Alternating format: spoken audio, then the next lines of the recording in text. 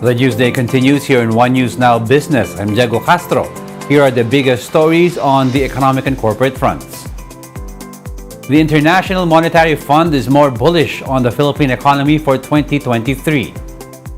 The IMF has raised its 2023 GDP forecast for the Philippines to 6.2%. That's higher than its initial 6% growth projection, but still on the lower end of the DBCC's 6 to 7% growth target. The IMF says the latest forecast takes into account the country's first quarter performance of 6.1%. However, the IMF slashed its GDP growth forecast for 2024 from the initial 5.8%. The IMF now expects the Philippine economy to grow slower at 5.5% next year. IMF cited global headwinds and the lagged effects of monetary policy tightening. The Bangko Sentral said it will have to increase policy rates if necessary as challenges posed by inflation remain. In a video message at the Philippine Economic Briefing in Pasay City on Tuesday, BSP Governor Eli Remolona described inflation as the main challenge faced by the country's economy. Still, he expressed optimism about achieving the inflation target of 2 to 4% by the year end. Inflation cooled to 5.4% in June, the lowest in 14 months. During the initial half of the year, headline inflation reached 7.2%. The BSP anticipates average inflation for the whole year to settle at 5.4%. Meanwhile, between March of last year and May this year, the Monetary Board raised borrowing costs by a cumulative 425 basis points, bringing the key rate to 6.25%. Currently, some market players expect the U.S. Federal Reserve to raise policy rates even more. The Monetary Board will need to assess how the market responds to this potential Fed hike before deliberating on their own policy at the August 17 meeting. Our challenge now is inflation. We continue to focus on our mandate of price stability and have dedicated our resources and attention in pursuit of this goal. Our models tell us that inflation will be within the target range of 2 to 4% by the fourth quarter of 2023. President Marcos reiterates his goal to secure more foreign investments for the Philippines. He is currently in Malaysia for a 3-day visit, his 13th official foreign trip since assuming office last year. Later today, the chief executive is set to meet the King of Malaysia. Marcos will also meet with Prime Minister Anwar Ibrahim to discuss bilateral deals between the Philippines and Malaysia. The president has earlier vowed to seek a stronger relationship with Malaysia, noting that the two countries have long enjoyed close economic ties, supported by strong bilateral ties stretching back for decades. Yung mga nakukuha po nating investment na galing sa iba't ibang bansa. Dahil hindi po tayo, pagkatapos ng pandemya at pinapatibay namin ang ekonomiya, ay sabi namin kung sa Pilipinas lang, doon lang tayo maghahanap ng investor, baka kulang. Kailangan natin ng malaking investment. Kaya nag-iikot po kami sa buong mundo. We'll be back with more stories after the break. Keep it here on One News.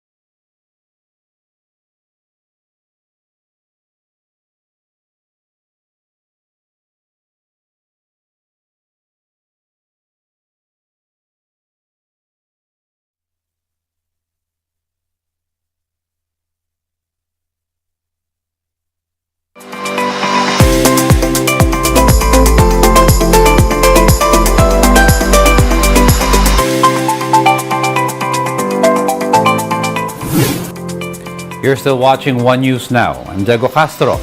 The province of Cagayan endured the impact of Typhoon Egay overnight as it made landfall over the province. To give us more details on the situation on the ground, we have Dave Abuel reporting live from Apari in Cagayan.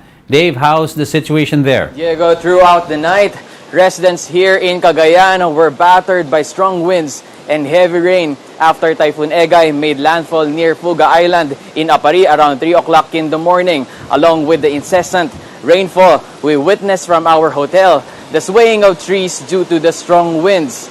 By morning, broken branches were scattered everywhere, and some houses even lost their roofs. Electric wires were also knocked down, leaving several places in the province without electricity since yesterday. The affected towns include Bagao, Santa Teresita, Gonzaga, Santa Ana, and Bugay. Meanwhile, parts of Alcala, Tuguegarao City, and Enrile are also without power.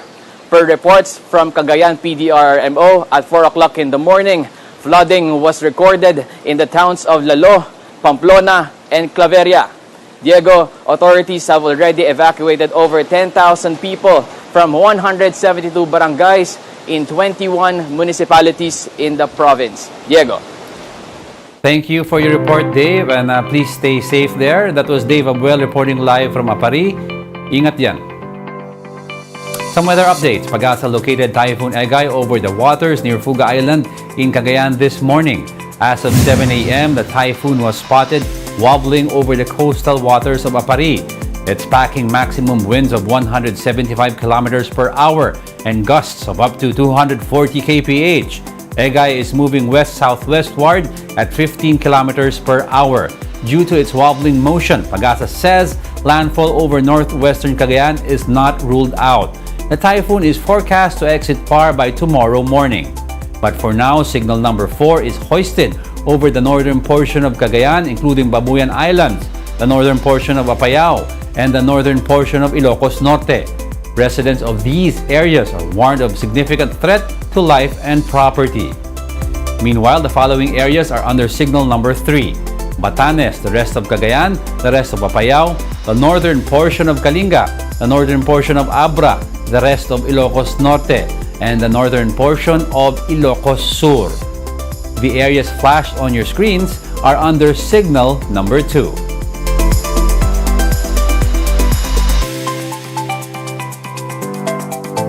While these areas now flashed on your screens are under signal number 1. These include Metro Manila and parts of Calabarzon.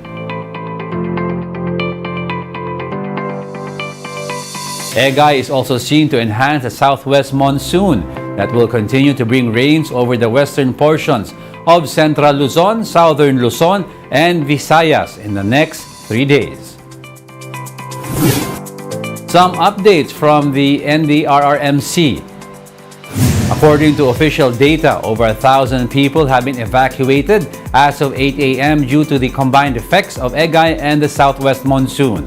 These residents are from regions 1, 2, 3, and 6. The NDRRMC is also validating data on casualties. At least one person reportedly died due to the combined effects of Egay and Habagat, while at least 2 were reportedly injured. Over 44,000 people are affected across 8 regions, while above 11,000 were displaced. And those are the top business stories of the hour. I am Diego Castro. Join us again at 2 p.m. We are One News, all sides, all the time.